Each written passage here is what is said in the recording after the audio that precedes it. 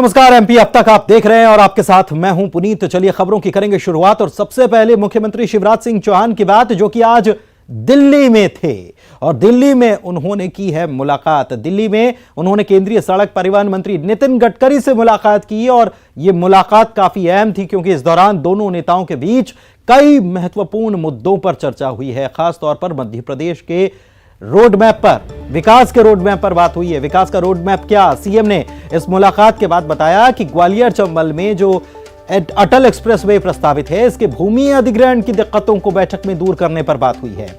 इसके अलावा नर्मदा एक्सप्रेसवे और 5 शहरों के रिंग रोड के अलाइनमेंट पर भी बात हुई है।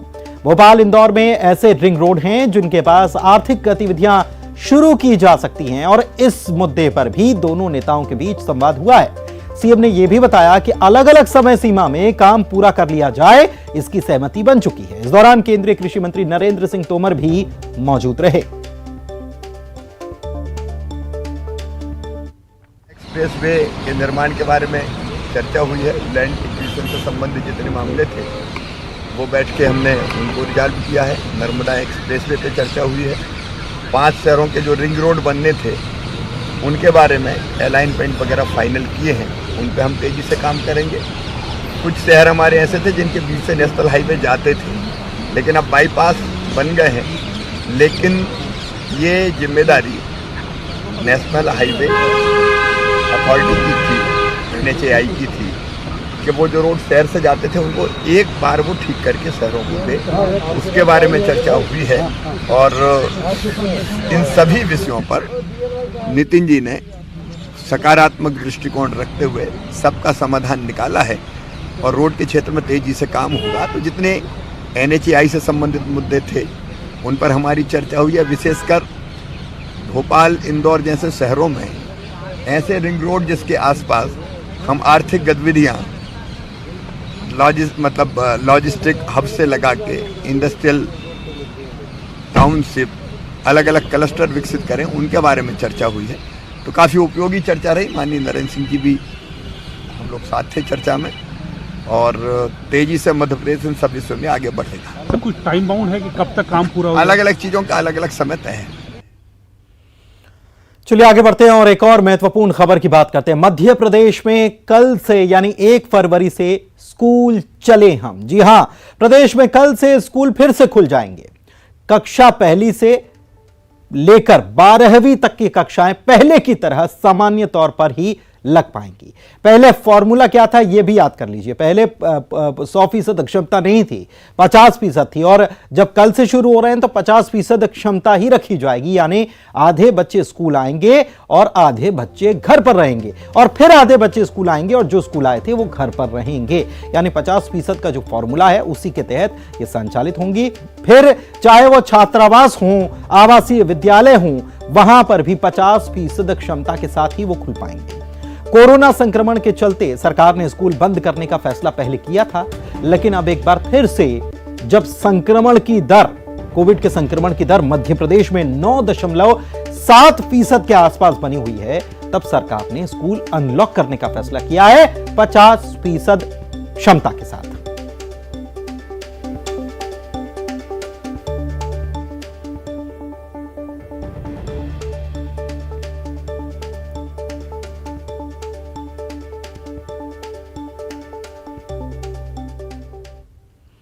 तो कल से स्कूल तो खुल जाने वाले हैं। स्कूल खुलेंगे और बोर्ड के एग्जाम की तारीख जो है उसे बढ़ाया जाएगा।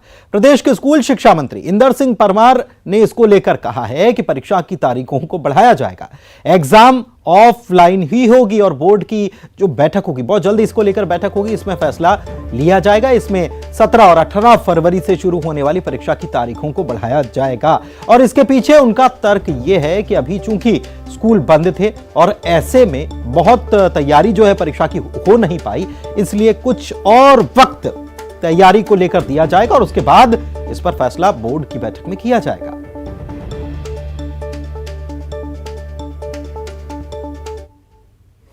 हमने बोर्ड की परीक्षा की पूरी तैयारी कर रखी है और क्योंकि अभी ये 15-20 दिन, महीने भर का जो समय विलंब हुआ है, पढ़ाई प्रभावित हुई है, इसके संबंध में बोर्ड के साथ हमारी बैठक होकर के हम आगे की तिथि को तय करने वाले हैं। बहुत जल्दी वो तारीख भी हम डिक्लेयर करने वाले हैं, ताकि कुछ तैयारी और विद्यार्थी कर ले, शिक्षकों के साथ ठीक से समन्वय बना करके, और जहाँ कोई विद्यार्थी को कठिनाई हो उतनी पढ़ाई का काम और पूरा करें। और इधर पढ़ाई की जब बात चल रही है तो बात कॉलेजों की भी कर लेते हैं। यहां पर मनमानी फीस वसूली को लेकर हाईकोर्ट ने सख्ती दिखाई है। हाईकोर्ट ने राज्य सरकार और उच्च शिक्षा विभाग को इस मामले में नोटिस जारी कर दिया है और हाईकोर्ट ने पूछा है कि कॉलेज स्टूडेंट्स के साथ आखिर भेदभाव क्यों किया जा रहा है। स्कूलों की तरह ही कॉलेज छात्रों को भी राहत क्यों नहीं दी गई है। अब 4 हफ्तों में अगली सुनवाई होनी है। आपको यह बता दें कि कोरोना काल में ट्यूशन फीस के अतिरिक्त फीस वसूली को लेकर यह याचिका लगाई गई थी, क्योंकि स्कूलों के लिए कहा गया है कि कोई अतिरिक्त फीस नहीं, केवल स्कूल ट्यूशन फीस ही ले सकते हैं। लेकिन कॉलेज जो है वो फीस पूरी वसूल रहे हैं और इसको लेकर ही यह याचिका लगाई गई थी, जिस पर राहत क्यों नहीं, ये सरकार से पूछा गया है और नोटिस जारी किया गया सरकार को 4 हफ्ते में जवाब देना है।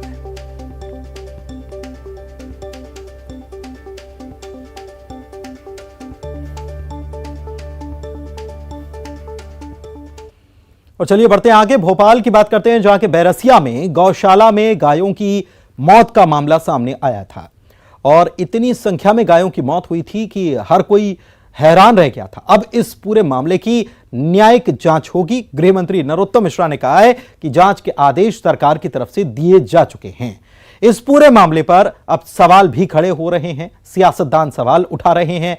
पीसीसी चीफ नेता प्रतिपक्ष कमलनाथ ने गायों की मौत पर सवाल उठाए हैं और कहा है कि दम तोड़ती गायों की तस्वीर आना भयावह है।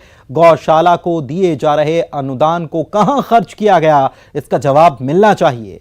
कमलनाथ ने सरकार से यह भी मांग की है और कहा है कि सरकार गौशाला में दिए जा रहे अनुदान की रकम की जांच करवाए, साथ ही मामले में जवाबदेही तय होनी चाहिए।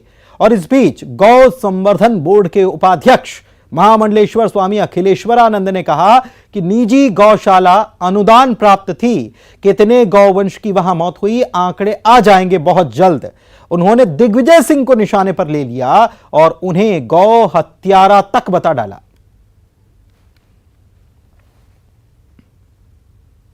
काल निजी संचालक के खिलाफ एफआईआर कर दी गई है।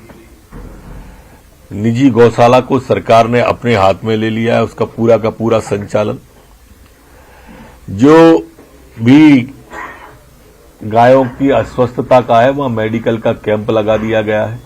मजिस्ट्रियल जांच के आदेश उसके मैंने प्रशासन को कहा है और मजिस्ट्रियल जांच उसमें कराएंगे। वो कान पकड़ करके नर्मदा किनारे औंधे मुंह बैठे और क्षमा मांगे देश से कि अगर गौ हत्या का मुकदमा किसी के ऊपर दर्ज होना चाहिए तो दिग्विजय सिंह के ऊपर होना चाहिए। इसलिए होना चाहिए कि सन 2000 में गायों का निवाला उसी व्यक्ति ने छीना है। अगर वो गायों की भूमि, वो चरनोई भूमि का आवंटन न करता तो चरनोई भूमि आज हमारे पास होती। 10 गौसदन जो गायों का स्वाभाविक निवाला देती हैं, उन भूमियों को, उन गौसदनों को भंग करवाने का पाप इनने किया है। उसका प्रायश्चित हम कर रहे हैं और जनता भुगत रही है। गाय का दूध हम सब पीते हैं, इसलिए अगर गाय की मौतों का कोई जिम्मेदार है तो बेशक उसके ऊपर मुकदमा होना चाहिए, पर इसको गो हत्यारा कहना ये उचित नहीं है। अगर गो हत्यारा कहने का साहस वो कर रहे हैं तो मैं उन्हें सबसे बड़ा गो हत्यारा मानता हूं। और उन्होंने कहीं नर्मदा यात्रा में अपने मित्रों के बीच में इस बात को स्वीकारा है कि मेरे से एक बहुत बड़ी गलती हुई है, मैंने कठोर से कठोर निर्णय लिए, पर गोचर भूमि का आवंटन करना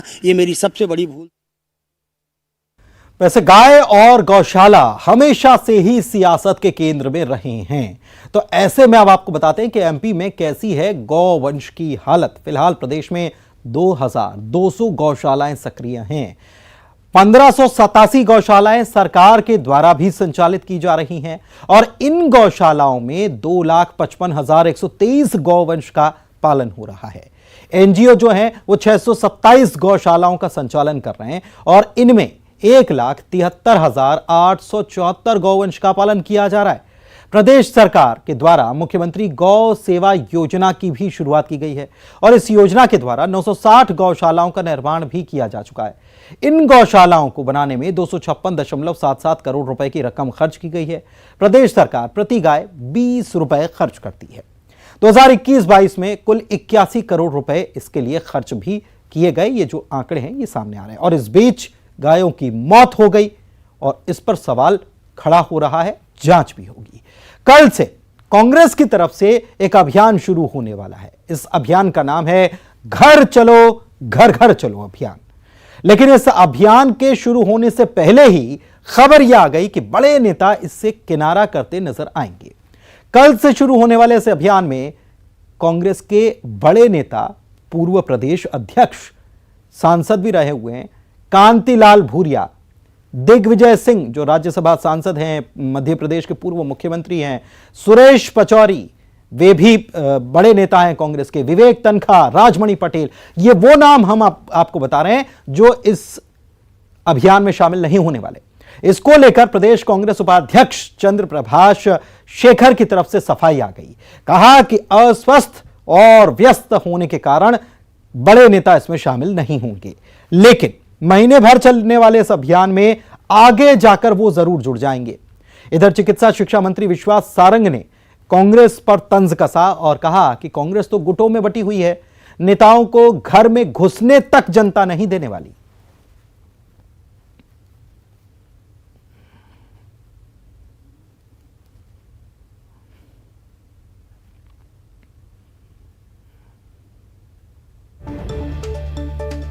तारीख से इस अभियान का शुभारंभ देवास में प्रदेश कांग्रेस अध्यक्ष कमलनाथ जी करेंगे।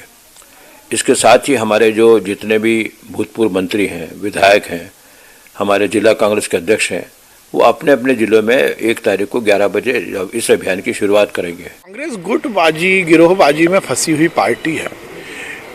असली प्रॉब्लम कांग्रेस के संगठन में ही है। ये तो केवल मीडिया अपॉर्चुनिटी के लिए काम कर रहे हैं। कहाँ जाएंगे घर घर, कोई घर में घुसने नहीं देगा, पर ऐसे गुंडे बदमाशों को कौन घुसने देगा? ये सब फालतू की बातें हैं, इससे समय खराब करना है और कुछ नहीं। बात करते हैं अगले खबर की। ग्वालियर में कांग्रेसियों के द्वारा फूलबाग इलाके में सरकार का पुतला फूंकने के दौरान झुलसे सब इंस्पेक्टर दीपक गौतम की हालत गंभीर बनी हुई है। 25% झुलस चुके सब इंस्पेक्टर को आईसीयू में भर्ती कराया गया है, जहां पर सब इंस्पेक्टर के मजिस्ट्रियल बयान भी दर्ज कराए गए। इस दौरान संभागीय कमिश्नर, ग्वालियर आईजी और कलेक्टर भी अस्पताल पहुंचे थे। अपने बयान में सब इंस्पेक्टर ने बताया कि हंगामा करने वालों और पुतला फूंकने वालों ने जलता हुआ पुतला उन पर फेंका था, जिसकी वजह से वो आग की चपेट में आकर झुलस गए। इधर मामले में कलेक्टर का कहना है कि आरोपियों पर एफआईआर के साथ ही रासुका भी लगाई जाएगी। आपको बता दें कि पुतला दहन रोकने के दौरान एसआई दीपक गौतम और उनके साथ मौजूद सिपाहियों की कांग्रेसियों से झड़प भी हो गई थी।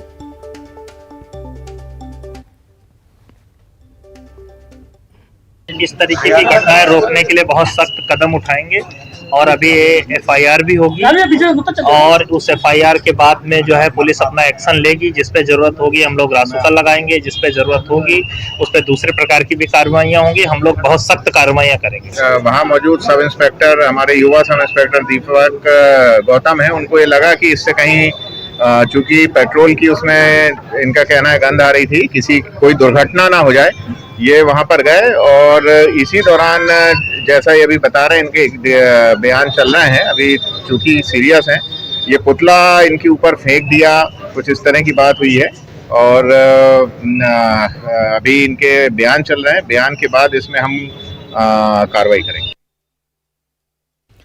कोलारस से बीजेपी के विधायक हैं वीरेंद्र रघुवंशी और इनका एक वीडियो सामने आया है। इसमें वो अपने विधानसभा इलाके के रांची गांव में ग्रामीणों से मिलने के लिए गए थे और इस दौरान ग्रामीणों की एक शिकायत पर विधायक ने रोजगार सहायक को फोन पर ही धमका डाला। विधायक ने कहा कि आ जाओ, नहीं तो मैं क्रियाकर्म करा देता हूं, मेरे बारे में सब जानते ही हो। वीरेंद्र रघुवंशी का यह वीडियो खूब वायरल हो रहा है, सुनिए जरा। कितनी देर लगेगी? आ जा, नहीं मैं तो फिर क्रियाक्रम भी कर देता हूँ, सब जानते हो मेरे बारे में। हरामखोरों को रुकना चाहिए ना। जब मैं आ रहा हूँ, मैं 2 साल में एक बार आया हूँ, कोई रोज आता है विधायक? 400 गाँव में रोज जाएगा क्या?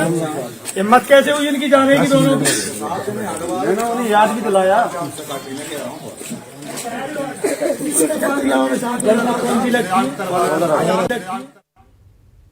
तो विधायक जी ने खुद ही मान लिया कि 2 साल में वो एक बार यहां पर आए हैं। दमोह की बात कर लेते हैं। दमोह के ग्रामीण इलाके देवरान में तेंदुए की दहशत बनी हुई है और करीब 6 दिनों में यह तेंदुआ 5 से 6 लोगों को जख्मी कर चुका है। वन विभाग की टीम इस तेंदुए को पकड़ने की कोशिश में लगातार जुटी हुई है। ट्रैंक्विलाइज करने के लिए एक खास टीम भी बुलाई गई पन्ना टाइगर रिजर्व से, लेकिन मूवमेंट कर रहे किसी शिकारी जानवर को पकड़ना आसान होता नहीं। रेस्क्यू टीम ने भी ट्रैप केज लगा रखे हैं और तेंदुआ दिखने के बाद उसे ट्रैंक्विलाइज करने के लिए भी तैयारी है। टीम को इलाके के जनप्रतिनिधियों का भारी दबाव भी अब झेलना पड़ रहा है। पथरिया के विधायक हैं रामबाई और पूर्व मंत्री रामकृष्ण कुसमरिया, दोनों ने वन विभाग की टीम से कहा है कि अगर आप नहीं पकड़ पा रहे तो हम तेंदुए को निपटा देंगे, क्योंकि हमने डाकू भी मारे हैं। रामबाई ने तो यहां तक कह दिया कि गांव में बंदूकों की कमी नहीं है। सुन लीजिए आप क्या कह रहे हैं। अब स्थिति जा हो जाए कि भाई गांव के सबके पास हथियार है, सबके पास लाइसेंस वाली बंदूकें हैं, तो घर घर है। अगर आप लोग नहीं कर पा रहे तो मजबूरी है दादा, जाओ बताओ क्या करो जा। नहीं हम तो जा कह रहे ना कि आप नहीं कर पा रहे तो परमिशन दो ना, हम निपटा दें। नहीं तो डाकू मारे दादा आपकी तो हम जो सर पकड़ने की जो सिस्टम है जो वन विभाग का है उससे बेस्ट कोशिश हम लोग कर रहे हैं। सिस्टम तो पहले दिन से आप सिस्टम में है, जो हम अपना सिस्टम बता रहे हैं। भाई तुम्हारा सिस्टम तो तुमने बता दिया, अब जो हमारा सिस्टम है यहाँ। और वक्त एक छोटे से ब्रेक का हो चला है, जल्द लौटेंगे। एमपी अब तक आप देख रहे हैं ग्वालियर से इस वक्त की बड़ी खबर आपको बता रहे हैं। लिफ्ट के बहाने विवाहिता से गैंगरेप की वारदात को अंजाम दे दिया गया। 25 जनवरी को घर से बाजार के लिए यह विवाहिता निकली थी और गांव के 2 युवकों ने लिफ्ट देकर बाइक पर बैठा लिया। विवाहिता को एक खेत पर बंधक बनाकर रेप किया। 5 दिन तक दुष्कर्म की वारदात को अंजाम दिया और 30 जनवरी को ग्वालियर शहर के पास छोड़कर ये भाग निकले हैं। आज विवाहिता ने बिलौआ थाने में एफआईआर दर्ज कराई है। पुलिस ने दोनों आरोपियों को गिरफ्तार भी कर लिया है। बड़ी खबर ग्वालियर से आपको बता रहे हैं। बात करेंगे इंदौर की, जहां पर खजराना थाना इलाके में बदमाशों ने एक ढाबे पर जमकर उत्पात मचाया और इसका वीडियो भी वायरल हो रहा है।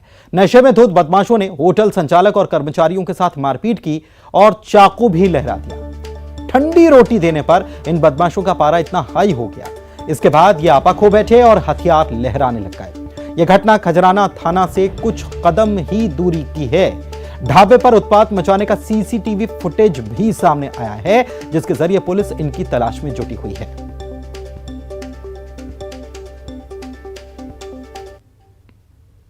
और बात करते हैं सिंगरौली की, जहां पर 1.5 करोड़ के गांजे के साथ 2 तस्करों को पुलिस ने गिरफ्तार कर लिया, तो वहीं एक तस्कर फरार हो गया। बताया जा रहा है कि मुखबिर से सूचना मिली और पुलिस ने कार्रवाई करते हुए एक मिनी ट्रक को पकड़ा। ट्रक ओडिशा से छत्तीसगढ़ जा रहा है और पोहे की बोरियों के नीचे 24 बोरियों में गांजा रखा था। इसकी अनुमानित कीमत 1.5 करोड़ रुपए है। सीधे जिला अस्पताल में प्रसव के दौरान महिला और नवजात की मौत हो गई, जिसके बाद परिजनों और आशा ने हंगामा किया और अस्पताल कर्मचारियों पर लापरवाही के आरोप लगाए। बताया जा रहा है कि महिला को रविवार को रात प्रसव पीड़ा होने पर सरकारी अस्पताल में भर्ती कराया गया। रात में ही महिला की हालत खराब होने पर उसे सीधी जिला अस्पताल के लिए रेफर किया गया, लेकिन सीधी जिला अस्पताल में प्रसूता और नवजात की मौत हो गई।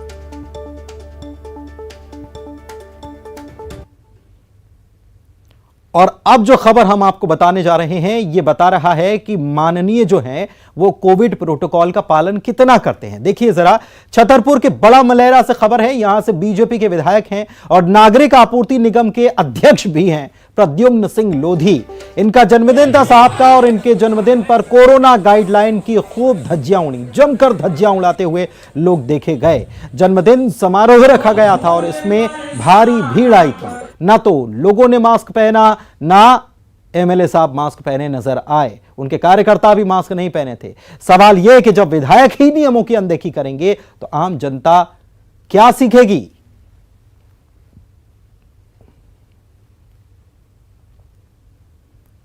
उज्जैन के चिंतामन थाना क्षेत्र में एक शादी समारोह में तब हंगामा मच गया जब पता चला कि बारात नहीं आ रही और लड़का किसी दूसरी लड़की के साथ फरार हो गया।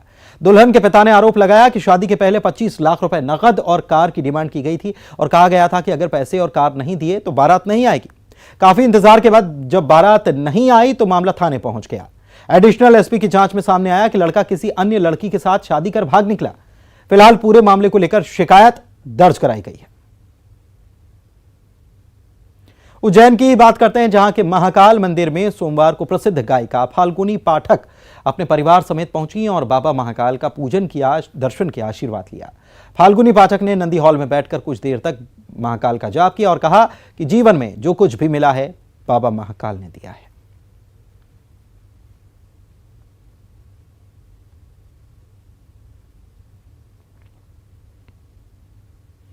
और इसी के साथ एमपी अब तक के इस बुलेटिन में फिलहाल इतना ही। नमस्कार।